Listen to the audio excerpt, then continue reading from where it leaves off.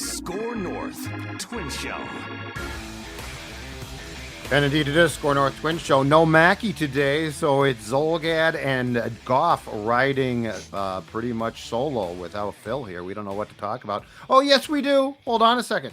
First of all, it's 2 weeks until the opener. We are exactly 2 weeks out, March 28th in Kansas City. The Twins and Royals will open the season. So 2 weeks of spring training left, which means if you haven't already, certainly check out our new Declan SKOR North Twins YouTube channel, because we are now devoting, that's right, an entire channel, just like we do with the Vikings. We're devoting an entire channel, entire platform to the Twins, and it's going to include, starting later this month, Trevor Tuesdays. Former Twin Trevor Plouffe will be joining us each and every Tuesday to talk Twins. So plenty of excitement, but spring training, only 2 weeks left, which is good because it's around this time that I think you start to really get tired of spring training games, Dex. Yeah, I mean, it's a little bit of a slow ramp up. The only thing I kind of like about the end of spring training is you tend to start to see what the opening day lineup is projecting to look like. You know, as the spring training games kind of wrap up a little bit. We'll have another opening day mock to a degree, probably between now and the next week or so before spring training breaks. We've done 3 of those from manager Declan Goff. My next one, I believe, will be more of, I'm going to put my shoes into Rocco Baldelli and what would Rocco do in the event of an opening day lineup. So I'm very excited to do that as well. I think part of what this year is not as much fun, and this has become far more the norm than it used to be. We also don't really have, I don't think, any expected surprises. Like, there's no real competitions, right? Like, it's not like there's a third, like Jose Miranda could beat out Santana at first base. So I feel like, Brooks Lee still being among the 44 players left in the big league camp is intriguing, but I think there's across the board, a full expectation he's going to start the year in St. Paul, and then he might eventually come up. But there's not a whole lot of like storylines. There's not a whole, fifth starter might be, right? End of the bullpen might be, but there's not a lot of like things up for grabs here. And speaking of the bullpen, you have come set with not one, but 2, I believe, bullpen pecking orders to give us. So talk about those. Yeah, so yesterday when we were talking about, my favorite Twins player, Griffin Jax, a guy I've always believed in the entire time. No question. Try to get him off. We went down a little path of who would be the second guy, who would be the Robin to Duran. If Duran is your number 1 firefighter in that firehouse, who's the second most important firefighter? Mm-hmm. So I figured, why don't we take a list here? Let's look at the entire pecking order. And again, I'm doing this of what I would do to manage the bullpen, which is already questionable as it is, because why am I managing the bullpen? Well, it's my list, damn it. So I'll give you 8 guys here of how I think the Twins' bullpen pecking order will be to start the season. That's what I'm going to do for the first list. All right. And then the second list, I'm going to give you a bullpen pecking order if tomorrow was October and we're playing the first game in the ALDS and the Twins are in the playoffs. So that's the twist. That's the second list. So that's the trust tree. Yeah. The first one's like, hey, we're opening the season. We're open. Yep. But then the last one's the trust tree, which is really the most important one. Yeah. The one, and I'm projecting, I think, guys who will be stronger and better by the time. So Griffin Jax is off that second list. Exactly. Yep. The bad luck has hurt Griffin Jax. He's taken 11 more losses on his record, and he's once again off my playoff roster, and I'm going viral. Okay, so let's start here. And I have 8 guys on this list. I have 8 guys on both of these lists. I understand that in the playoffs, maybe there's a extra guy or 2 that could be in that pen, but 8 guys on the list for opening day to start the season. The Minnesota Twins bullpen trust tree. It's a mouthful. Okay. The Minnesota Twins bullpen trust tree. Okay. All right, I'll start from the top with Duran and then work my way down from there. So obviously, no spoilers, no surprises. Duran is your number 1 firefighter. Mm-hmm. Number 2 is Griffin Jax. I said that yesterday. I'm going to stick with that. I think stuff-wise, they like Griffin Jax the most. Okay. He had really good stuff last year, and in general, I just think they will trust him in an 8th inning role or the guy to lead into Duran to start the season. these are very volatile positions. These also obviously go off pitch counts and who pitched the day before, et cetera. Right. But in the event of opening day going accordingly as planned, I think Jax would be the first guy or the guy out before Duran. So he's number 2. Number 3, Justin Topa. Ooh. The newly acquired Justin Topa. I'm doing a little bit of a surprise here. You'll see why I have him ranked 3rd and why I have someone else ranked 4th. I think Topa, who was acquired in in the Polanco trade, was one of the best relievers in baseball last year. They've been very impressed with him. I think even said they looked at him and targeted him going into that Polanco trade, that they really wanted that guy back. I think Topa to start the year will be the 3rd guy in that trust tree in Rocco Baldelli's pecking order of the bullpen. That's very interesting. Okay, I'm curious why. So is the 4th one going to enlighten me as to why Topa's 3? Yeah, so Brock Stewart is 4. Oh, okay. I know this is a little difficult because there's really only 2 lefties in this bullpen. Right. So it's kind of tough because certain situations are going to have, they're going to have more right-handed relievers in here. And but they did last year too. Yep, they did last year. Yeah, you're sort of stuck there with that. So the reason I have Brock Stewart 4th for right now, and the reason I have Justin Topa 3rd for right now, is Stewart, although was brilliant last year, missed a ton of bats. He's pitched 23 innings or 27 innings since 2020. Like the 2019 season ended, he was out of baseball for 3 seasons. Didn't throw a pitch for 3 seasons, and last year was brilliant. I envision he will be really good again this year. No, you don't. You're talking regression. You are setting yourself up for regression. Don't apologize. He's 32 years old. He blew hitters away last year. Again, I know Rocco loves him, but I can't just expect that all of a sudden you have, Duran 2.0 or Josh Hader 2.0 for a guy who was literally out of baseball for 4 seasons and then popped up and also dealt with injuries last year too, by the way, midway through the year. Sure. So that's why I have Stewart 4th. I think they'll be a little more cautious with him, and I think they'll trust Topa to finish an inning more. That's where Okay. So with that being said, here's my question back then. Topa had a really good year, and he's been going up. Like his stock has increased. But he also was a guy who he certainly didn't sit out time from baseball. But I mean, he has not been this guy consistently. Right. He has spiked upwards. And to go back to, I think, what you said yesterday, bullpens are like goaltending in hockey, running backs. They can be very fleeting. They can be great and then terrible as far as individuals go. So what gives you confidence that Topa, what causes you to put Topa above Stewart based on Topa's background? So Topa and Stewart do have a little bit of a similar path. Topa, a late bloomer, was with the Brewers before Seattle, but last year played in 75 games. He finished 14 of them for a really good Seattle Mariners team. And he was just in general a really good reliever, and you could rely upon him more. Brock Stewart threw 27 innings, and he was, again, out of baseball for 4 years prior. So that's where I'm at. I wouldn't be surprised if this is an A and B situation between Topa and Brock Stewart. I just envision that Topa, who faced 279 batters last year, gets the benefit of the doubt. Maybe Stewart is more of a situational guy to get a big right-hander that's, hitting cleanup and they have a big spot. I could see Stewart coming in to blow him away. I think Justin Topa gets a longer leash to start and finish an inning. And I know, obviously, there's new rules with facing 3 batters, but my point is I think they would trust Topa to start an inning more than they would trust Brock Stewart to start an inning. Okay, fair enough. Number 5, Caleb Thielbar. A very good left-hander. Awesome story. I just, again, wonder with his age, and I wonder with regression here. He's been really good the last few years. The drive line thing, adding more velocity, that's been phenomenal for him.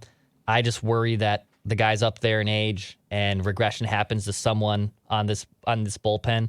Thielbar's that guy for me. I think he's the guy that I think screams regression here, eventually coming down to earth a little bit. So he's 5th. He's your first lefty out of the pen still. Like if they have a run on lefties after they pull their starter, Thielbar would be the first guy out in the event they have to face a lot of left-handed pitchers or left-handed hitters.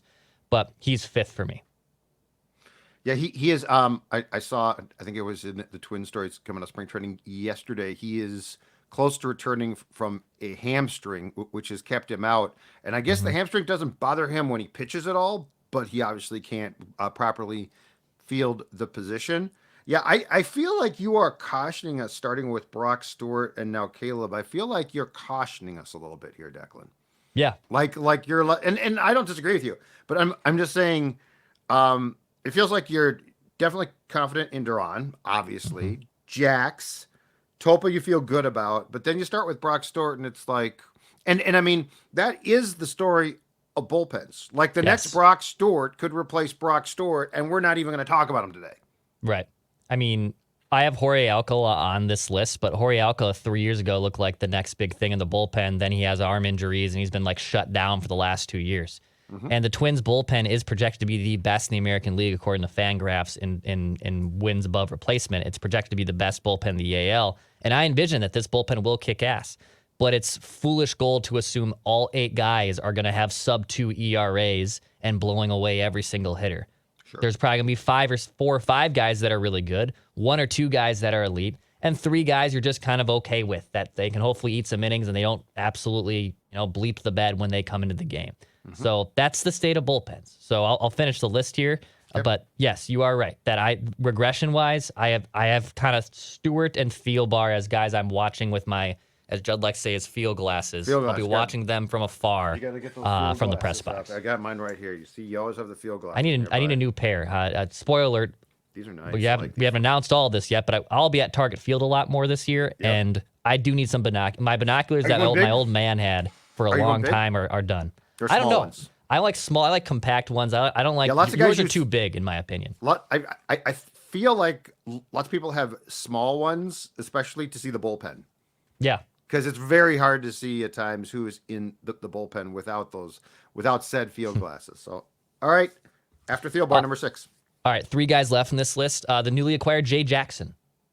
I like Jay Jackson. Kind of a sneaky little pickup here that they had. He was really effective with the Blue Jays. Yes, he was left off their postseason roster, but a solid pitcher who actually missed some bats last year. And I don't know what's going on with the Blue Jays to suggest why he didn't make the Blue Jays playoff roster. I'm not going to lose sleep over it, but I think he's a nice quality arm that they've been able to find here and cultivate. And if he works out, and if he again is the 6th guy in the Twins bullpen pecking order and he's effective, great. If there's another gear to him that all of a sudden maybe he enters in the upper echelon, we'll find out.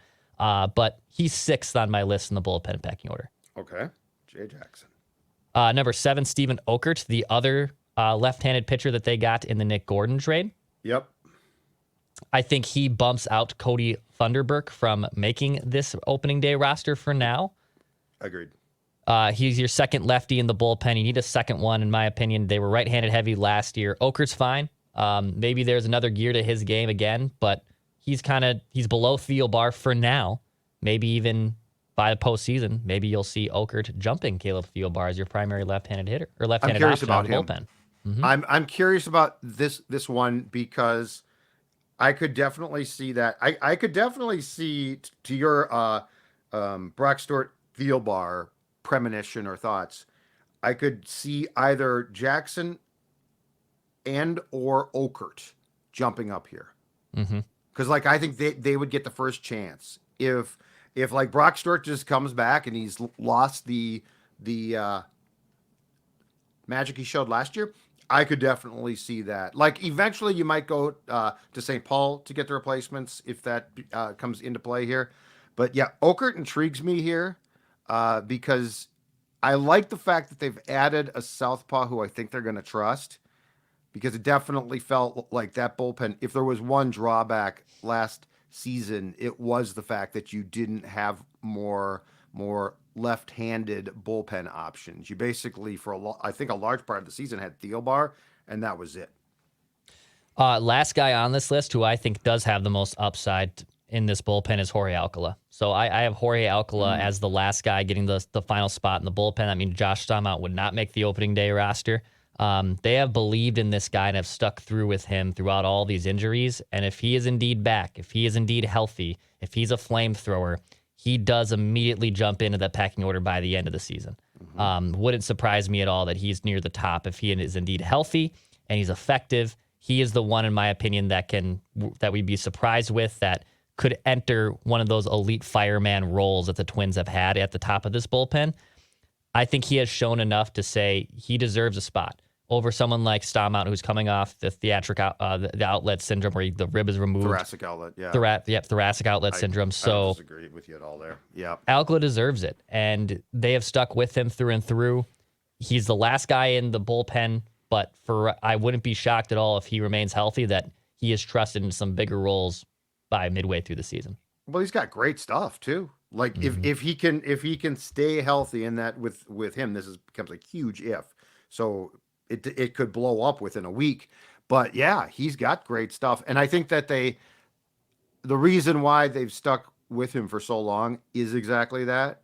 So yeah, I'm with you. I mean, hell, if he's going, if he gets back to where he potentially could be, he's probably, I mean, he could be a third behind Duran and Jax. Yeah. I mean, heck, he could be second. Who knows? Yeah. But yeah, I like that call. So who are your first few out then? Funderburk? Yep. Funderburk out. Stamount out. Stamount out. And Stamount probably has to just go down and get and pitch. Yeah. I don't think he's some type of bust or surprise. That surgery, you just have to take time. So I wouldn't be surprised if privately, when the Twins signed him now, that there was a plan that he was going to at least start in St. Paul. But yeah, this is a very solid opening day list with a lot of potential subject to change. Yeah, so the subject to change, part 2 of this list. By the way, I'll run down the opening day list at least to start here. So number 1, Duran, 2, Griffin Jax, 3, Justin Topa, 4, Brock Stewart, 5, Caleb Thielbar, 6, Jay Jackson, 7, Stephen Okert, and then Jorge Alcala will get the last spot in that Twins bullpen. Okay, so the Twins have clinched the division at this point. They have already clinched it, actually, and now they're starting a playoff series, maybe against the Blue Jays or Seattle Mariners, whoever the heck it is. It's the ALDS. It's go time here, all right? Ready to go. And now you have a new bullpen pecking order. Here's my bullpen pecking order. Here's some additions. Here's some moving and shaking in this bullpen. All right. I will say, spoiler alert, 1 and 2 have remained the same. Duran and Jax remain the same. I think pending health and pending effectiveness, those two are still going to be the backbone of the Twins bullpen. They'll be your primary firefighters putting out the fire of the building. All right. Number 3, though, Louis Varland.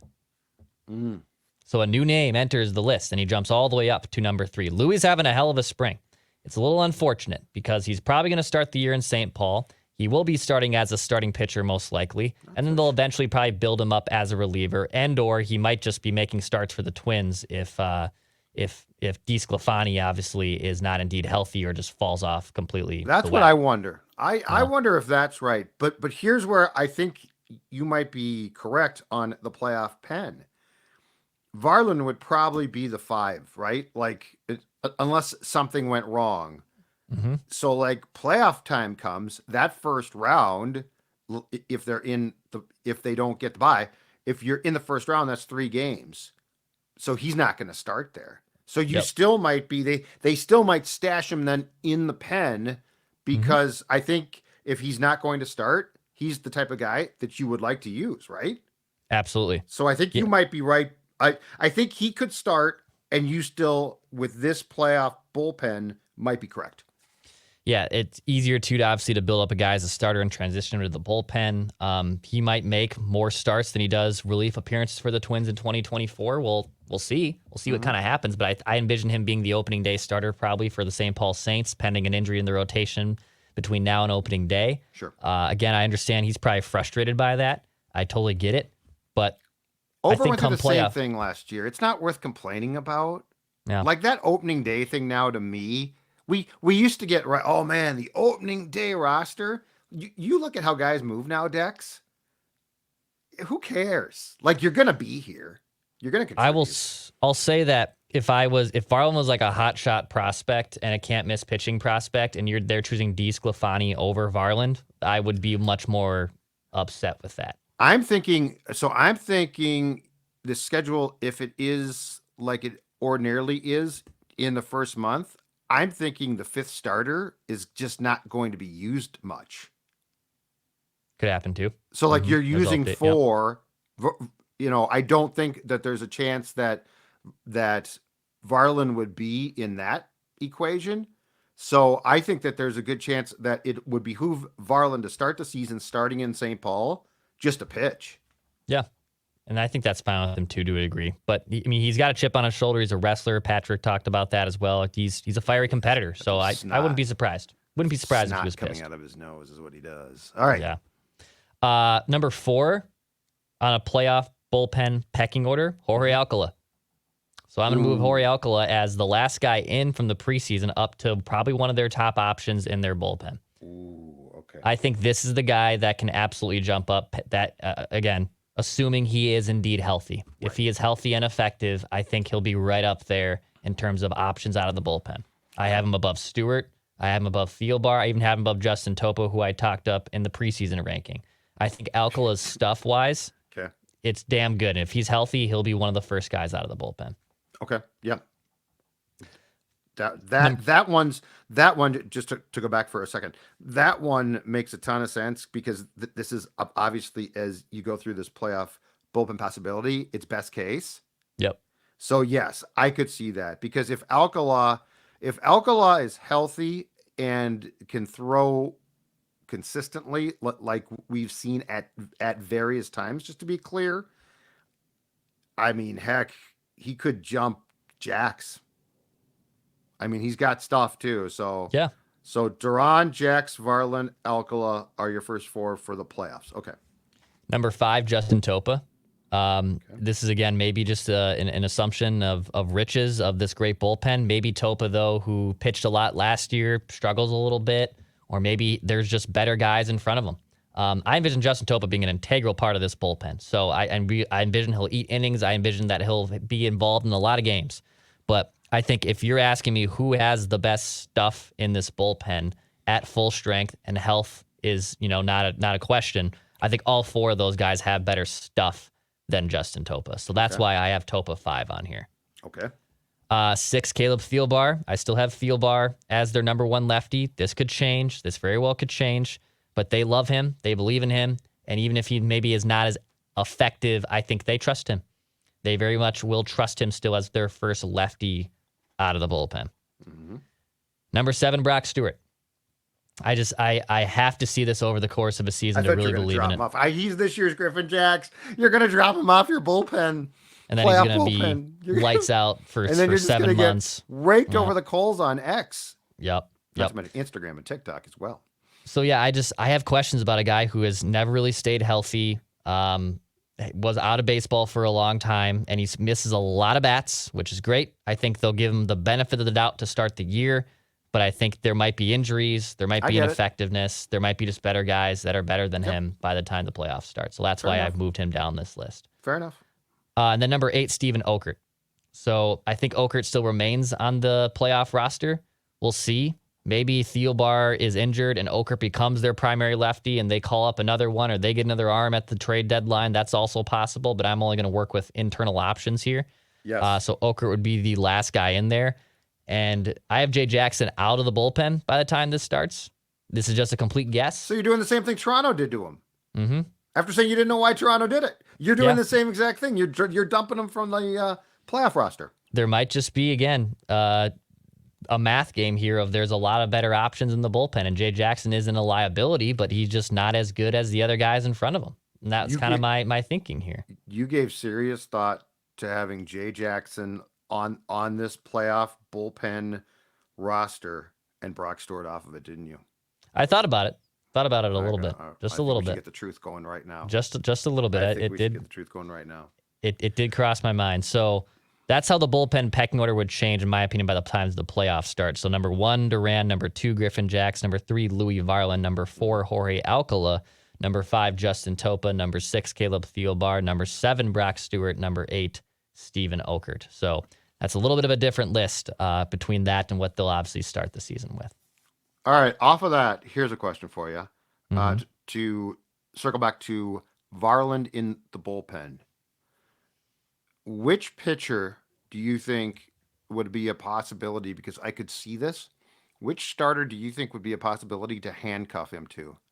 So like if he doesn't have a great start, and you're in game 3, so you have to win it, Right. and you have to go and you're like, we don't have time to screw around. He's given up a couple of runs because I could see Varland as a really good candidate, perhaps not to start in the first round or the second round of the playoffs, but a really good candidate to handcuff a guy to.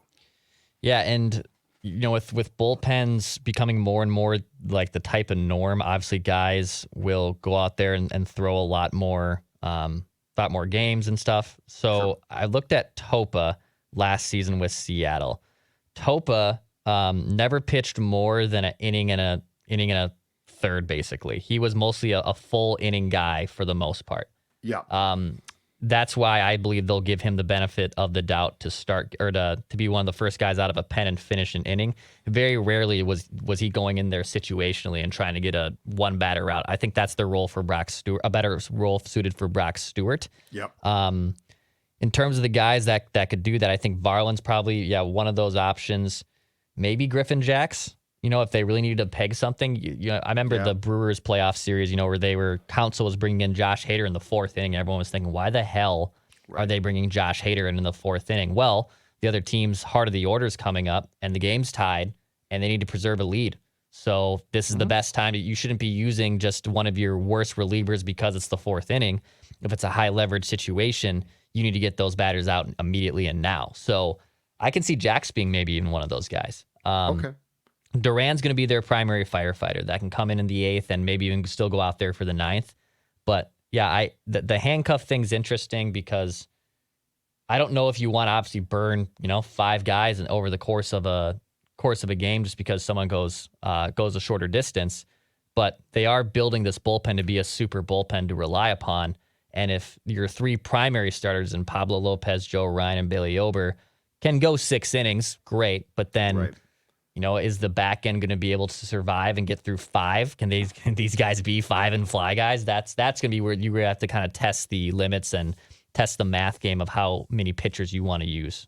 And that's the thing. If you don't make a deadline trade, which they might, but Lopez, I think you trust. Like I think you trust if he's going to start a playoff game, and he would invariably start game 1, you think he's probably going to get through 5 or 6 for sure, right? Yeah. Ryan and Ober to me are handcuff candidates for Varland. So if they struggle, and let's say they pitch 3, but you don't have time to screw around and get them right, then they pitch 3, Varland pitches 2, and now now you got 5. Now you're in good shape. Yep. So that actually, I think your Varland in the playoff bullpen is a really interesting and probably correct call. Yeah. And I think he will start. But again, he's going to be probably your 5th starter. Worst case, maybe has to bump up to 4 times, maybe. But I think that actually, like in a playoff situation, non-traditional type of role, I think you're probably right there. And I hadn't thought about that. I like your Alcala speculation because they didn't keep him around this long because they like him as a person. Yeah. They love his stuff. The stuff is tantalizing. I think we've seen enough of the stuff. It's tantalizing. He doesn't stay healthy, but if he does, I think 3 or 4 on your playoff pen rankings is probably spot on. So yeah. Go through those again. The playoff bullpen Declan endorsed rankings. So the playoff bullpen pecking order would be Duran 1, Griffin Jacks 2, Louis Varland 3, Jorge Alcala 4, Justin Topa 5, Caleb Thielbar 6, Brock Stewart 7, Steven Okert 8. All right. Great stuff, man. Great stuff. At least the bullpen. So where do you think this is going to potentially rank in Twins bullpens since you started to follow the team? Oh, man. I think pretty dang good. I feel like people have a misconception of Jesse Crane during his Twins tenure. I know Crane Train was always due for one just absolutely ball-breaking home run a season, in a high leverage situation, but he was a damn good reliever. I think at the peak of powers when it was Nathan and Greer being really good and Jesse Crane being really good, I think that was a pretty good bridge that they had there for a long time. There was times where Juan Rincon was affected, but again, was subjective to a just massive home run. I was in right field when he gave up the bomb to Ruben Sierra in 2004 in the ALDS. This is probably going to be their best bullpen they've had on paper. And yeah, I'm trying to think of a conscious memory, but I think outside of like 2007 through 2006 to like 2009, when Joe Nathan was at its peak and Crane and Greer were pretty dang good. Right. Probably since then. And bullpens are weird too, because you don't know for sure. To your point, there's going to be two guys that disappoint and two guys that surprise you or that come up. But you've gone back to, I think it was the Royals bullpen circa 2014, right? 14-15 was there. And they had the three guys that were just lights out, just absolutely lights out. And since then, I've thought, if you could basically get your starter through 5 or 6, like that is shut down. I think it was it the Yankees when the Twins played them in the 1-game wild card playoff that had the bullpen that was so damn good. And like, if you got to the 6th and you didn't lead, it became a problem. So like that should be the goal, right? Like if you can score enough runs, get decent enough starting pitching, which I do think for the Twins is probably going to come back. Like it was really good. You've lost a lot there, but if you can get into the 6th and you're up by a couple of runs, you should have yourself in pretty good position. So I like that Yankees pen was Chapman, Betances. Chad Green was really good for them. They had just flamethrowers that could just blow you away. And also, I mean, the Astros. The Astros are going to be absurd. I mean, if you're trailing in the 7th, you're done. It's Presley and Hader are going to absolutely mow you down. So I envision that that top end still being probably the watermark. I know the Twins are projected to have the best bullpen in the AL, but I think I do believe that they will make their hay with this pen. This is going to be their backbone pretty much. All right, Declan. Great stuff. Fantastic stuff. Thanks. You've done a hell of a job for 2 days filling content. I tried. We appreciate I certainly tried. Destroy me, obviously, for not believing in Brock Stewart. It's I don't think you can be destroyed for that. Well, been destroyed for far less. Well, you tried to take Griffin Jacks out of the bullpen. I did. You deserved what you got. I did.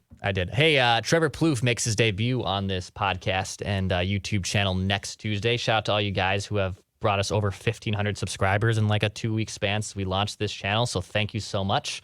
Hit that subscribe button if you haven't already. Give us a 5-star rating on Apple, Spotify, however you're listening. Appreciate you listening to the SKOR North Twins Show.